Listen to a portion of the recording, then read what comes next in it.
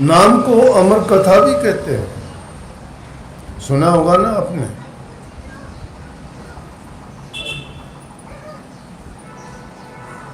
महादेव जी से पार्वती कहने लगी एक बार कि कहते हैं कि आपको अमर कथा आती है, वो अमर कथा मुझे आपने कभी नहीं सुनाई। बोला मुझे भी आप वो अमर कथा सुनाओ। मैं अमर कथा, आप जिसको नाम कहते हो ना, अमर कथा है। उस नाम को अगर हम गुरु जिस ढंग से बताते हैं उसके अनुसार उस नाम का सुमरण करना, उसको बार बार याद करना, उसका अभ्यास करना, अपने हृदय में उतारना, उनके नियमों का पालन करना सीख जाते हैं, तो समझो कि हमने भी वो अमर कथा सुन ली है। अब अमर कथा कोई कहानी नहीं है जिसको जानते हो। अमर कथा है कि अपनी रूह को वापस इसके निज धाम में किस प्रकार भेजा जाए। तो महादेव जी कहने लगे कि देखो मैं आपको अमर कथा सुनाऊंगा, लेकिन उसके लिए शर्त यह है कि आपको हुंकारे भरने पड़ेंगे। हुंकारे भरना जानते हो ना, जैसे कोई बात कहता है तो कहते हैं हाँ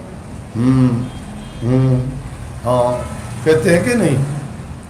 कहने वाला कहता है तो बीच बीच में हम उसको ये कहते हैं हाँ, कि मतलब मैं सुन रहा हूँ, मेरा ध्यान है, मैं गौर कर रहा हूँ आप जो कह रहे हो। अगर जो ये नहीं कहता है तो समझो वो गौर नहीं करता, वो कहता जा रहा है, वो उसका ध्यान नहीं है।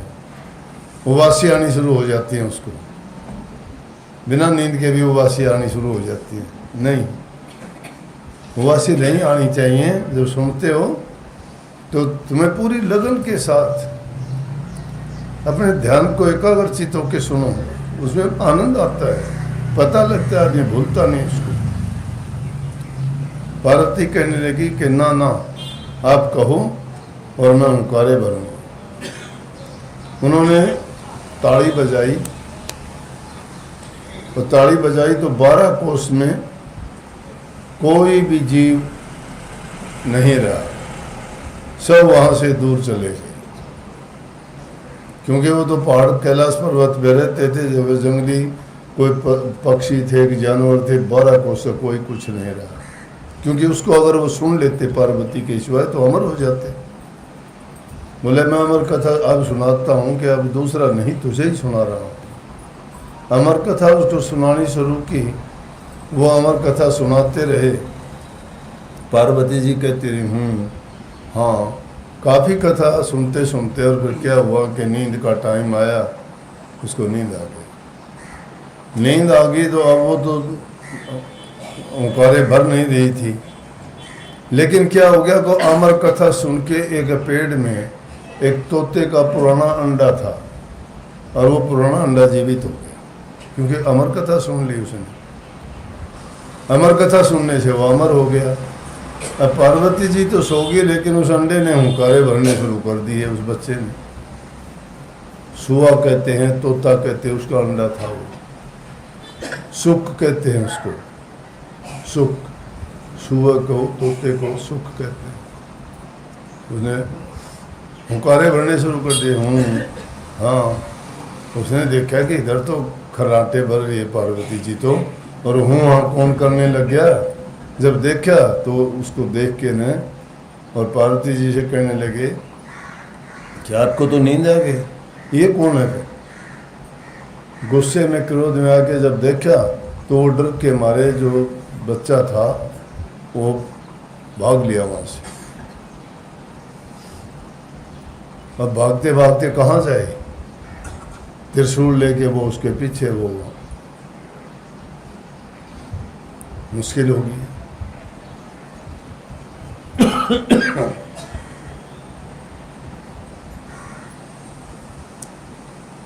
ऋषि की पत्नी थी, उसको उबासी आई और कहीं जगह नहीं मिली, उसके मुंह के अंदर घुस गया। मुंह के अंदर घुस गया, अब उसको मार नहीं सकता। ऋषि की पत्नी बाहर बैठ गया कि बाहर निकलेगा जब इसको देखूंगा। और वो बाहर निकला है काफ़ी सालों तक। कई साल बीत के वो बाहर बैठे रहे और वो पेट के अंदर रहा, लेकिन उन ऋषि पत्नी को कोई इस बारे में कोई तकलीफ नहीं हुई कि मेरे पेट के अंदर कुछ है। कहने लगे कि बाहर आ। उसके पिताजी ऋषि थे, वो कहने लगे भी बाहर आ जा। बोला बाहर मैं जब आ सकता हूँ एक घड़ी के लिए माया रुक जाए, नहीं तो मैं बाहर नहीं हूँ। अब माया कैसे रुक जाए? ऋषि जी उससे कहने लगे महादेव जी से कि वो दोबारा ऐसे निकलेगा नहीं। कहने लगे मैं इसको छोड़ दूंगा ही नहीं, बाहर आएगा तो। बोला आप गलत बात करते हो। बोला वो क्यों? बोला गलत इसलिए है कि आप कहते हो अमर कथा सुनाई थी, जो आपसे अमर कथा सुन ले वो मर कैसे जाएगा? आप कैसे मार दोगे उसको? मरेगा नहीं, अमर हो गया वो तो अपने चल दिए। महादेव जी तो वहीं छोड़ के चल दिए। और वो जब बाहर आया तो उसकी माता कहने लगी अरे बेटा तुम तो बड़ा सुखदेव है, 12 वर्ष गर्भ में रहा, कोई तकलीफ नहीं। इसीलिए उनका नाम सुखदेव जी पड़ा, सुखदेव जी माना।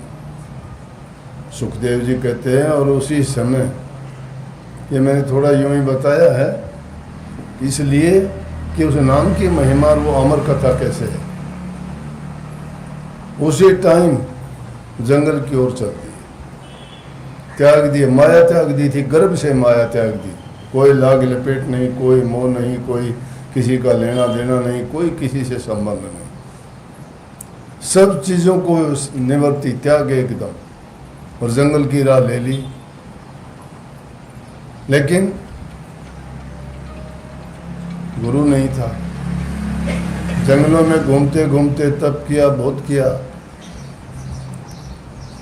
लेकिन एक दिन अपने पिताजी से उसके पिताजी कहने लगे कि जी सुखदेव जी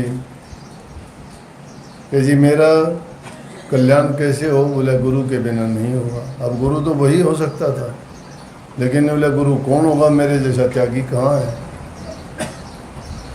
मैं तो गर्भ से माया जिसने त्याग दी हो, ऐसा मेरा गुरु कौन हो सकता है? बोला कि आपका गुरु जनक जी हो सकते हैं, जनक अब राजा। तो उन्होंने जाके राजा जनक को गुरु बनाया। कहने का तात्पर्य ये है कि जिसने गर्भ से भी माया त्याग दी थी, जिसने वो अमर कथा सुन ली थी, गर्भ से ही जिसने करनी कर ली थी, लेकिन फिर भी सहारा और ओट किसकी लेनी पड़ी? गुरु की। गुरु के बिना जीव का कल्याण नहीं है। जब गुरु की शरण में ये जीव चला जाता है तो गुरु इसको वो अमर कथा सुनाता है, नाम का भेद बताता है और उसको नाम की कमाई करने का तरीका बताता है। लेकिन नाम की कमाई करने से पहले जो ज़रूरी चीज़ें हैं, जिनको हम नियम कहते हैं, उन चीज़ों के परहेज कराते हैं। और उनमें सबसे पहली बात यह है कि अपनी बुराइयों को छोड़ना पड़ता है। बुराइयां हम में क्यों लगी? जिस देश में, जिस दुनिया में हम जीते हैं, वहाँ जो चीज़ें प्रचलित हैं उनसे हम अछूते नहीं रह सकते। क्यों नहीं रह सकते? जन्म से लेके जिनके बीच रहे हैं उनका संग करते करते हमें वो काम करने की आदत हो गई है। तो इसलिए संतों का संग करोगे। संत इस दुनियादारी की चीज़ों से निर्लेप हैं, उन पर किसी चीज़ का ये असर नहीं है, और उसके बदले में वो प्रभु की भक्ति सिखाते और बताते हैं कि प्रभु की भक्ति में प्रेम है, दया है, त्याग है, तप है और साधना है। ये सारी की सारी चीज़ें जो इंसान करता है गुरु के संग में जाके, दुनियादारी में जीते हुए तो सच्चाई और ईमानदारी का जीवन जिए, लेकिन गुरु के वचन की पालना करते हुए उसे अमर दवाई, उसे नाम की कमाई करता रहे। ये नहीं कि नाम को भुला दिया और दुनिया को सत्य मान के दुनियादारी की चीज़ों में ही, ये दुनिया में जो इन चीज़ों का पसारा है, संसार के पदार्थ हैं, ये इंसान को अपनी ओर आकर्षित कर लेते हैं। ये तो साधु सन्यासियों, तपधारियों को भी गिरा देते हैं, उनको भी ऐसा प्रलोभन दे देते हैं कि वो भी करी कराई सारी कमाई, छोटा सा आपने देखा हो कई गाड़ियों पे लिखा होता है, देखते हैं सड़क पे चलते हुए कि सावधानी हटी और दुर्घटना घटी। इस मन की रखवाली करनी पड़ती है, बड़ी सावधानी रखनी पड़ती है। ये पता नहीं किस घड़ी में किस चीज़ के लिए बहक जाता है, एक पल में अच्छे से अच्छे काम शायद बड़े से बड़ी चीज़ का त्याग कर देगा और एक छोटी सी चीज़ के लिए ये इंसान को गिरा देगा। सारी जिंदगी अच्छे करते रहो और एक घड़ी ऐसी आएगी जब इसका मन का दाव चलेगा, जब भी इसका दाव लग जाएगा उसी टाइम इंसान को धड़ाम देसी आकाश में चढ़े हुए को जमीन पे गिराते हुए देर नहीं करेगा। इसलिए इस मन की साधना करनी पड़ती है, इस मन की निरख परख करनी है, वो आपा चीनना है। इस मन पर हमें हमेशा मन पर अंकुश लगाओ, मन के कहे में भी ना चलो और मन को बांध के भी मत बैठाओ। लेकिन क्या करो, जो गुरु ने हमें नियम में बांधा है उन नियमों का पालन करो। और गुरु की दृढ़ता तो इतनी होनी चाहिए, दोहा बहुत कुछ बड़ा साधारण सा दोहा है, बार बार आप सुनते भी हो कि गुरु गोविंद दोनों खड़े किसके लागू पाए, बलिहारी गुरु अपने जिन गोविंद दिया बताए। कि गुरु और गोविंद, परमात्मा और गुरु को भी अगर बराबर खड़ा कर दिया जाए तो हम किसको पहले दंडोत प्रणाम करेंगे? गुरु को, परमात्मा को नहीं। क्योंकि परमात्मा ने तो हमें पैदा करके यहाँ छोड़ दिया दुनिया में, उसके बाद वो तो संभालता ही नहीं हम कहाँ हैं कैसे हैं। वही सुखदेव जी के शिष्य हुए और उनकी शिष्या हुई सहजोबाई। सहजोबाई ने बहुत अच्छी बात कही है इस बारे में। उन्होंने गुरु और परमात्मा के लिए इतनी बड़ी बात कह दी कि मैं परमात्मा को छोड़ सकती हूँ लेकिन गुरु को नहीं छोड़ सकती। चरणदास जी नाम था गुरु का उनका,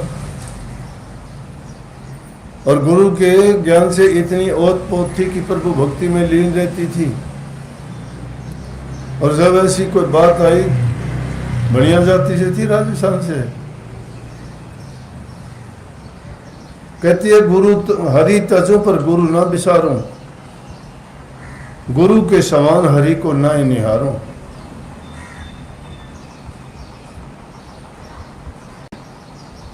हरि ने 5 चोर दिए साथा, सतगुरु ने छुटाली समझ अनाथा। हरि ने अपना आपा छिपाया, सतगुरु ने दे दीपक दर्शाया। अगर कहती हरि रूठे तो रूठन दे, तू भी दे सिटका, सतगुरु सिर पर राखिए वो आप पे करे सहा। कहता है कि मैं परमात्मा को क्यों मानूं, परमात्मा को छोड़ सकती हूँ, गुरु को नहीं छोड़ सकती। परमात्मा ने तो बड़ा हमारे साथ अन्याय किया है कि बना के दुनियादारी में छोड़ दिया, 5 चोर पीछे लगा दिए, काम हमारे पीछे लगा दिया, क्रोध हमारे पीछे लगा दिया, लोभ हमारे पीछे लगा दिया, मोह लगा दिया, अहंकार लगा दिया। लेकिन सतगुरु मिला तो उन्होंने छुटवा दिया कि ना, इन 5 के बस ना हो। कबीर साहब कहते मन 5 के बस पड़े और मन के बस नहीं 5, जित देखूं तित धों लगी, जित जाऊं तित आँच। ये मन इन 5 के बस में पड़ा हुआ है और जहां देखते हैं वहीं आग लगा रखी है इन्होंने, जहां जाते हैं वहीं लपट निकलती है इनकी। तो कहता है कि परमात्मा ने तो 5 चोर साथ और लगा दिए पिछले को, जो हमें बार बार इस दुनिया में लूटते हैं, लूट लेते हैं। ये ठग कहा गया इनका।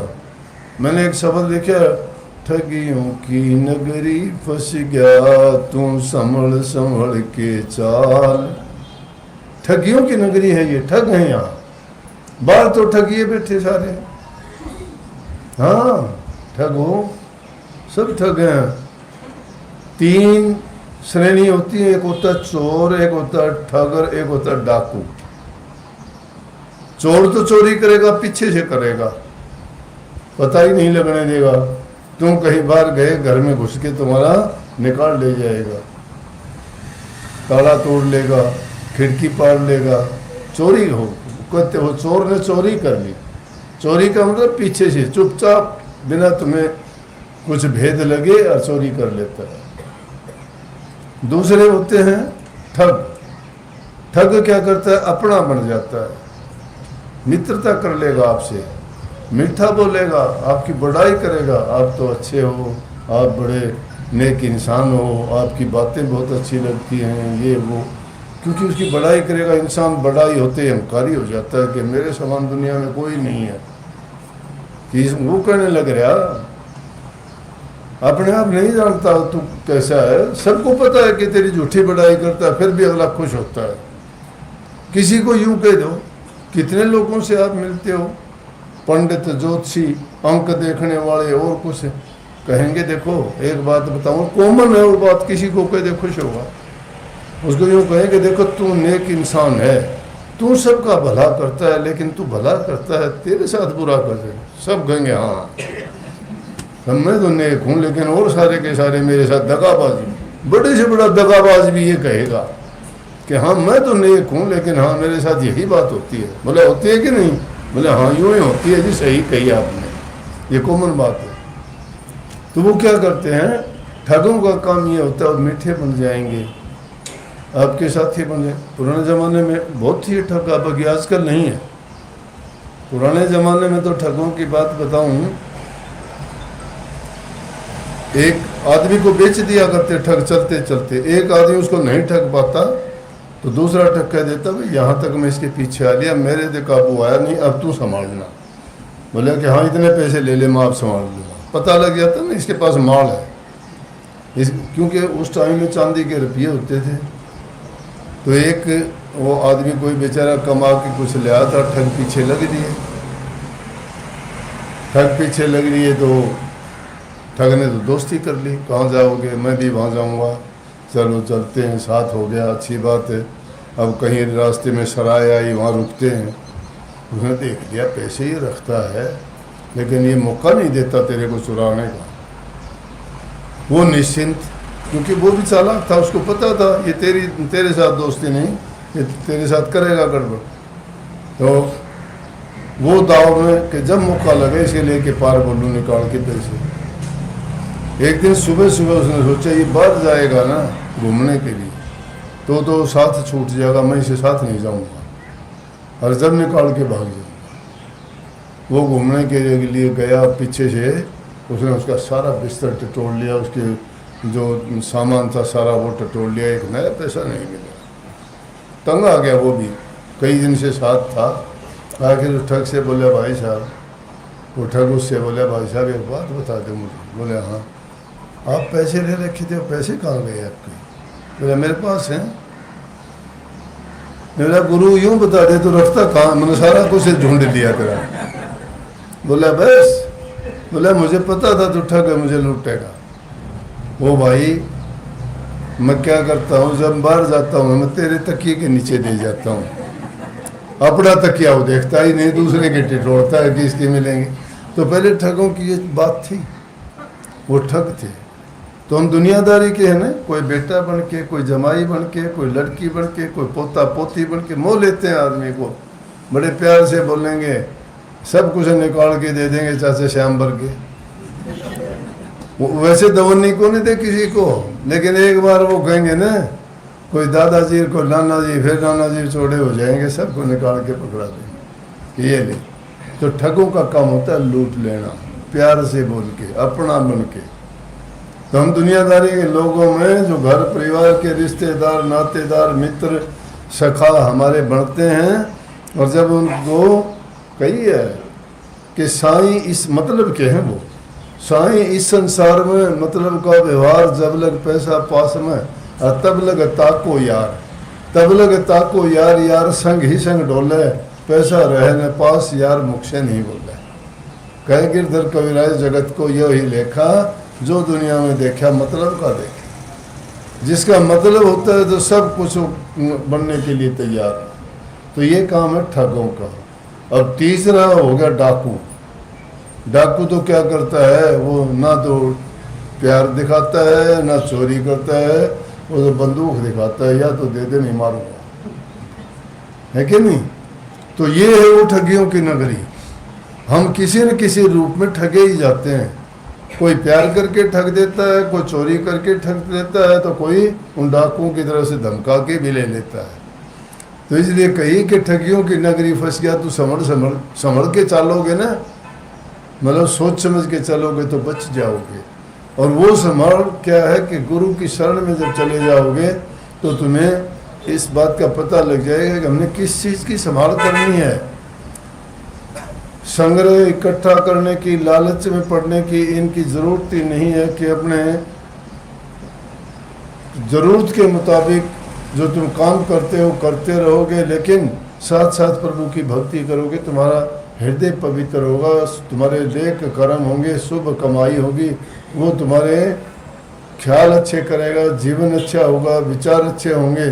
जिसके विचार अच्छे हैं, ख्याल अच्छे हैं, मन पवित्र है, वही प्रभु की भक्ति में अपना मन लगा सकता है। जो ये नहीं है तो उसके पास नहीं है। तो सहजोबाई ने कही कि हरि ने 5 चोर दिए साथा, सतगुरु ने छुटा ली समझ अनाथा। हरि ने अपना आपा छिपाया। देखो हम भक्ति करते हैं, नाम लेते हो, गुरु के पास जाते हो, दान करते हो, पुण्य करते हो, तीर्थों पे जाते हो, कोई खड़ा तपता है, कोई अग्नि के धुनों में तपता है, कोई माला जपता है, कोई पहाड़ों में जाके गुफाओं में, कोई एक टाइम खाता है, कोई दूधाधारी, कोई फलाहारी, कोई यज्ञ करता है, कोई हवन करता है, कोई पूजा पाठ कर, कितने तरीके हैं।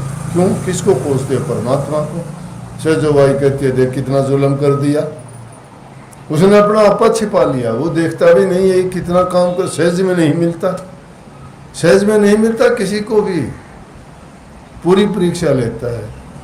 तो कहती है उसका क्या हो रहा है, उसने तो अपना आपा छिपा लिया। लेकिन सतगुरु की कृपा देखो, उसने सहज में बता दिया कि आजा मैं बताऊं जो रास्ते से लाजा मिलेगा। वो बताता है कि नहीं? बोले हरि ने अपना आपा छिपाया, सतगुरु ने ले दीपक दर्शाया। और आगे कही कि हरि ने काल जाल में घेरी। हरि ने क्या काल जाल में फंसा दिया। अब इसकी शादी होगी, अब इसके बच्चे होंगे, अब बच्चों का लालन पालन करोगे, अब उनके बच्चे होंगे, अब उनका करोगे, उनके घर बनवाओगे, उनके मकान बनाओगे, उनका कारोबार व्यवसाय कराओगे, उनके सारे धंधे। उस धंधों में फंसा दिया कि नहीं? ये काल के जाल हैं। हरि ने काल जाल में घेरी, सतगुरु ने काटी बंधन बेड़ी। ये बंधन की बेड़ी बांध दी। स्वामी जी महाराज ने बंधन के बारे में बहुत कुछ कहा। उन्होंने कहा बंधन एक नहीं है, हम तो बंधन पे बंधनों में बंधे हुए हैं। उन्होंने कहा बंधे तुम गाढ़े बंधन आन। कितने बंधन पड़े हुए हैं रूह के ऊपर। पहला बंधन पड़ा देह का, दूसर तिरिया जान, तीसर बंधन पुत्र विचारो, चौथा नाती मान। नाती के कहीं नाती हो, फिर कहो रहा कौन ठिकान। चोलड़ पचलड़ सतलड़ रसरी, बांध लिया उन गए करतान। कैसे छूटन होए तुम्हारा, गाढ़े खूटे गड़े निधान। मरे बिना तुम छूटो ना ही, जीते जी तुम सुनो मैं कौन। कब इन बंधनों से मुक्त होते हो? कहीं बेटों का बंधन, कहीं पत्नी का बंधन, कहीं काम का बंधन, कहीं रिश्तेदारों का बंधन। ऐसे कि जिस प्रकार से एक रस्सी को दूसरी रस्सी, दूसरी तीसरी, उनको मिला के एक मोटा रस्सा बना देते हैं। हमारे बंधनों का इतना मोटा रस्सा बांध के हमें जकड़ दिया है। तो कहते हैं कैसे छूटोगे उनसे? गाढ़ा बंधन पड़ गया है। गाढ़ा कहते हैं सख्त को, बहुत मजबूत को। बंधे तुम गाढ़े बंधन आन। पहला देह का ही बंधन पड़ गया है, शरीर को ही संवारते हैं। इसको सुंदर बनाने के लिए, इसको मोटा ताज़ा करने के लिए, इससे खाने पीने का इंतज़ाम करने के लिए कितने प्रयास करते हैं। ये पहला बंधन है। रूह के ऊपर ये बंधन पड़ गया। रूह के लिए कोई काम करते ही नहीं। रूह के लिए काम करो तो वो रूहानी काम है। रूहानी दौलत संतों से मिला करती है। शारीरिक से मानसिक है, ये तो दुनियादारी में बहुत है। शरीर के काम के अलग को चीज़ बताएंगे। शरीर को जाके कहीं स्नान करके झिकोड़ लोगे, कहीं यज्ञ हवन पूजा पाठ शरीर से कर लोगे, कोई तंत्र विद्या सीख के कह दोगे तांत्रिक होगे, कोई यज्ञ हवन पूजा पाठ शरीर से कर लोगे, कोई प्रार्थना आरती मन से कर लोगे। लेकिन रूह के लिए क्या किया? रूह तो इनसे अलग है। आज शारीरिक काम कर लोगे, मानसिक कर लोगे, आत्मिक काम नहीं करते। जो आत्मिक काम नहीं करते वो हमारे काम का ही नहीं है। क्या काम देगा? रूह को दुख होता है, रूह इस पिंजरे में फंसी हुई है। वो पंछी जब इससे निकल जाएगा ना, अरे वो निकलेगा जब अकेला नहीं जाएगा, पिंजरे को भी साथ लेके जाएगा। इसके अंदर कैद है वो पंछी, रूह बंधी हुई है इस पिंजरे के साथ। तो इसीलिए उन्होंने कही कि बंदे तुम गाढ़े बंधन आन, दूसर बंधन पड़ा दे का, तीसर तिरिया जान, चौथा बंधन पुत्र विचारो, पुत्रों का मोह। फिर बंधन पे बंधन है, फिर आखिर कहा कि कब छूटोगे? नहीं छूटते। कब छूटते हो? मरे बिना छूटते नहीं। और जीते जी अगर कोई तुम्हें कहना है कि भाई ये त्याग दे, ये बंधन, ये परिवार का मोह त्याग दे, कोई नहीं त्यागता, त्यागना ही नहीं चाहता कोई। कब त्यागते हैं? जब अपने आप छूटता है, मर जा, जब सब कुछ छोड़ के चला जाए, बोल नहीं सकता, जबान नहीं निकलती, सारी जिंदगी खोटे मंदे बुरे पाप कर्म करके जो इकट्ठा किया उसको देख के आंखों में पानी आता है कि इसके लिए मैंने ये किया। सिकंदर महान दुनिया लूटी, दुनिया के बच्चों को बिना बाप का कर दिया, कितनी औरतों को विधवा कर दिया, लूट खसूट की दुनिया में। बहुत बड़ा सम्राट बनना चाहता था, दुनिया का विश्व विजेता बनना चाहता था। सिकंदर महान के नाम से जाना जाना चाहता था कि मुझे लोग सिकंदर महान कहें। बहुत छोटी सी उम्र में, 33-35 साल की उम्र में मौत ने आके घेर लिया। कहने लगा मेरी माँ के दर्शन करना चाहता हूँ। वैद हकीमों ने कह दिया तेरा अंत काल आ गया, अब तेरा टाइम नहीं है। बोले कि मेरी माँ के दर्शन करवा दो आखिरी वक्त। कहते हैं कि बहुत लंबा चौड़ा खजाना भरा पड़ा था, दुनिया को लूट के ढेर लगा रखे थे, सोने चांदी आभूषणों के, मोरों के। कहने लगा मैं आधा खजाना दे दूंगा। बोला कि पूरा खजाना दे दे तो भी 1 सेकंड भी नहीं मिलेगी तुझे, क्योंकि उसके विधान में कहीं भी कोई छूट नहीं है। प्रभु ने जो लिख दिया, एक एक पल का हिसाब है उसके पास। बिना कलम के लिखता है, बिना कागज के लिखता है, सब का हिसाब रखता है। इंसान सोचता है कोई मुझे देखता ही नहीं, मैं कुछ भी करूं। इंसान अपने आप चतुर और सियाना बन गया, अपनी बुद्धि पर पर्दा खुद की प्रतिभा डाले, इसलिए इसने आपा नहीं छीना। यह आपा छीन लेता है, जान लेता कि मैं जो करता हूं मेरा लेख लिखा जाता है, मैं जो भी करता हूं देखने वाला मुझे देखता है ना। ये तो कहता है मैं इन आंखों से देखूं तो मुझे पता लगे कि कोई मुझे देख रहा है, मेरी समझ में आए तो मुझे पता लगे कि हाँ कोई मेरे काम की जांच पड़ताल कर रहा है। नहीं, वो सब के देखता है। जो ये समझ जाता है उसने अपना आपा जान लिया, और वही बुरे कर्म और पाप कर्म से बच सकता है। जब तक इंसान अपनी बुद्धि में, अपनी चतुराई में वो काम करता चला जाता है, यूँ सोचो कि वो डूबता जाता है, निकल नहीं सकता। दुनिया दलदल है, इस दलदल में फंसने के बाद इंसान का निकलना बड़ा कठिन है। पूरा सतगुरु मिले तो ही उसको उस दलदल से बाहर निकाल सकता है। सिकंदर कहने लगा मैं पूरा खजाना दे दूंगा, मेरी माँ से मिलवा दो, अंत टाइम में उनके दर्शन कर लूंगा। उन्होंने नहीं, मरते मरते भी उसका ख्याल आया कि मैंने अपनी जिंदगी के साथ अन्याय किया, मैंने बड़े जुल्म और पाप किए, उसका परिणाम बहुत बुरा होगा। लेकिन ये दुनियादारी के लोग क्यों नहीं सोचते? फिर ख्याल आया कि इसलिए नहीं सोचते, मैंने भी नहीं सोचा था, कि सोचा था मैं हमेशा के लिए जिंदा रहूँगा, पूरी दुनिया पे शासन करूँगा, सारी दुनिया मेरे हुकूमत के नीचे होगी। लेकिन हुआ क्या? कुछ भी नहीं। मैं जो कुछ किया था, अब मेरे साथ मैं कुछ ले जाना चाहता हूँ, लेके भी नहीं जा सकता, सब यहीं रहेगा। इसलिए मैं कहा करता हूँ एक बात कि या तो किसी को दे दो, नहीं देवोगे ना तो छोड़ के जाओगे, नहीं दोगे तो छोड़ के जाओगे। साथ कोई एक पैसा नहीं लेके जाएगा, कभी 2-2 हज़ार वाले नक्के दर दो, यहीं रह जाएंगे, दबे दवाए बता भी नहीं पाओगे। कहने लगा भी चलो एक बात है, मेरा जनाजा लेके जब जाओ ना तो दुनिया को मैं एक ऐसी शिक्षा दे के जाना चाहता हूँ कि उनकी समझ में आ जाए तो मेरे दोनों हाथ जनाजे से यूं बाहर निकाल देना, ये ताकि उनको ये पता लगे कि जिस सिकंदर ने दुनिया में इतने जुल्म किए, इतने पाप किए, इतने लूट खसूट की, चलते वक्त कुछ नहीं लेके गए। आदमी करता है मेरा मेरा मेरा मेरा, किसका क्या है, कोई लेके गया साथ कुछ भी। अगर नेक कर्म करता तो उसको नेक परिणाम मिलता, उसके अच्छे काम, हंसता हुआ जाता हो दुनिया से। नेक इंसान, महापुरुष जो दुनिया में आते हैं ना, जाते हुए रोते हुए नहीं जाते, दुनिया में आते हो जब तो रोते हो। बच्चा बाहर निकलते ही रोता है, नहीं रोता तो माँ बाप को चिंता हो जाती है, जिएगा नहीं। रोता क्यों है? वो देखता हाय मैं कहाँ आ गया। उसको समझ है बच्चे को कि कार देश में फंस गया मैं।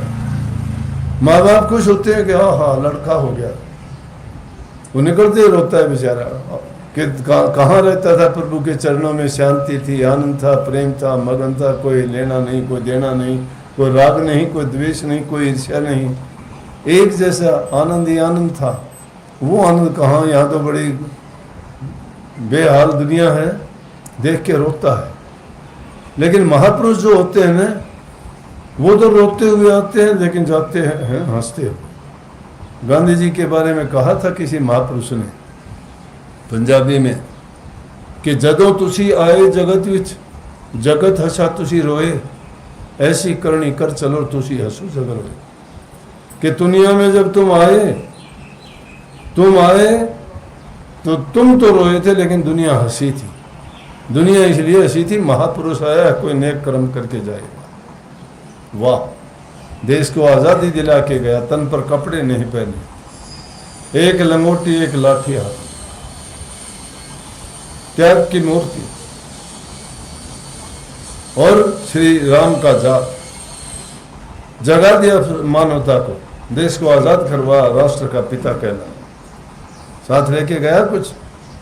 इसलिए कहीं जदों तुसी आए जगत विच, तुसी जगत हसा तुसी रोए, कि तू तो रोया देख के बेहाल था, गुलाम थे लोग, कोई भूखा था, कोई नंगा था, अशिक्षित थे, पशुओं जैसा जीवन था इंसानों का। लेकिन जब गए तो हंसते हुए गए, रोते हुए नहीं गए। फिर कहा कि जदों तुसी आए जगत, जगत हसा तुसी रोए, लेकिन जदों तुसी गए जगत विच, तुसी हसे जग रोए। दुनिया को छोड़ के गए, दुनिया रोई थी, लेकिन वो हंसते हुए गए थे क्योंकि उन्होंने नेक काम किया था। जो इंसान नेकी के रास्ते पे चलता है, नेक कर्म करके जाता है, प्रभु की भक्ति करता है, उसको पता है कि मैंने अपने जीवन को संवार लिया है। जिसने अपने जीवन को संवार लिया, बना लिया, वो हंसता हुआ जाएगा। लेकिन रोता हुआ कौन जाता है? सिकंदर जैसे, जिन्होंने बुरे से बुरे कर्म करके, पाप कर्म करके अपने जीवन को बर्बाद कर लिया। और दूसरी बात बताता हूँ, बहुत अच्छी। एक नगरी में नियम था कि किसी एक आदमी को राजा बना देते थे, राजघराना नहीं था, लेकिन उसको कहते थे कि 10 साल तक तू राजा रहेगा। लेकिन 10 साल के बाद एक नदी लगती थी, नदी के पार बहुत एक जंगल था गहरा, उसमें जंगली खूंखार जानवर रहते थे कि 10 साल के बाद तुझे उसमें छोड़ आएंगे। सुन लेते, 10 साल तक राज करता, ठाठ से करता, क्यों राजमहलों में रहना, उसका हुक्म चलना, जो वो कहता, कुछ कोई कुछ खाए, कुछ पिए, कहीं जाए, कहीं रहे, कितने नौकर चाकर सेवा में सब हाजिर। राजा का तो जीवन ठाठ बाट का होता है, कोई तकलीफ नहीं। वैद हकीम जितने भी कोई ज़रूरत की चीज़ हाजिर, 1 सेकंड में कहते ही। 10 साल बड़े आनंद भोगते, लेकिन 10 साल के बाद जब लेके चलते हैं उसका सब कुछ छीन लेते उससे, और कहते हैं जाओ जंगल, नदी के पार छोड़ के धक्का दे के आ जाते, हो जाता जंगल में जंगली जानवर खा जाते। तो वो लोग मूर्ख थे, जीवन रहते जो नेक काम नहीं करते। अगर वो नेक काम करते तो रोते हुए नहीं जाना पड़ता ना। एक बुद्धिमान आदमी को राजा बना दिया, 10 साल वो रहा, लेकिन 10 साल में क्या किया? लोगों को बुलाया, लोगों को बुला के उनको उनमें से काफ़ी लोगों को नदी के पार जंगल में भेज दिया कि जंगल में बीच में जाके जंगल को काट के साफ करो। साफ करके जंगल में महल बनवा लिया, बाग बगीचे लगवा लिए, पानी का इंतजाम करवा लिया, बहुत सुंदर महल बनवा के और कुछ लोग भी बसा दिए वहाँ। सारे सब जंगल में वो सारे ठाठ बाट करवा दिए। 10 साल के बाद जब पूरे हो गए तो बोल चलो भाई नदी के पार छोड़ के, बोला चलो। और तो रोते हुए जाया करते, वो हंसता हुआ जा। लोग बोले अरे सब पहले दूसरे राजा जितने होया करते उसको छोड़ के आते रोया करते, ये हंसता हुआ जा रहा है। बोला मैं उनकी तरह मूर्ख नहीं हूँ, मैंने उस 10 साल में ऐसा काम कर दिया कि तुम्हारे यहाँ भी ऐसे महल नहीं है वैसे जंगल में है। समझ गए, ये हमारी हालत है।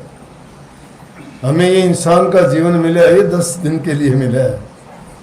इसे 10 दिन में तुम प्रभु की भक्ति नहीं करते ना, उस जंगल में फेंके जाओगे।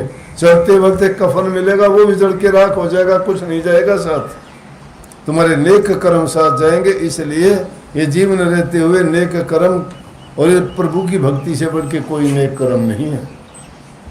अपने जीवन को बनाना और संभालना चाहते हो तो नेक कर्म करो, भक्ति करो, सेवा करो, दूसरों से प्रेम करो, दूसरे जीवों पर दया करो। ये इंसानी धर्म है, इंसान में समझ है। तो सिकंदर ने भी दुनिया को एक पाठ बता दिया कि मेरे जनाजे से दोनों हाथ बाहर काट दोगे तो लोगों को ये लग जाएगा जिस सिकंदर ने इतने इतने जुल्म किए थे, साथ में एक पाई लेके नहीं गया, आज जा रहा है ये दुनिया को छोड़ के। जो इंसान नीच कर्म करता है, पाप कर्म करता है, और जब वो जाता है दुनिया से तो दुनिया वाले अगर देखें तो उनको सबक मिलता है कि इसने पाप कर्म करके जैसे कर्म किए थे वैसा फल मिल गया इसको। और जो नेक कर्म करके जाता है वो खुद भी सुखी जाता है, दूसरे लोग भी पीछे से उसको हमेशा के लिए जो याद रखते हैं तो वो सदा के लिए अमर हो जाता है। ये प्रभु की भक्ति का गुण है। हम गृहस्थी लोग हैं, सब के सब परिवार वाले हैं, समाज में रहते हैं, हमें अपने धर्म की पालना करनी चाहिए।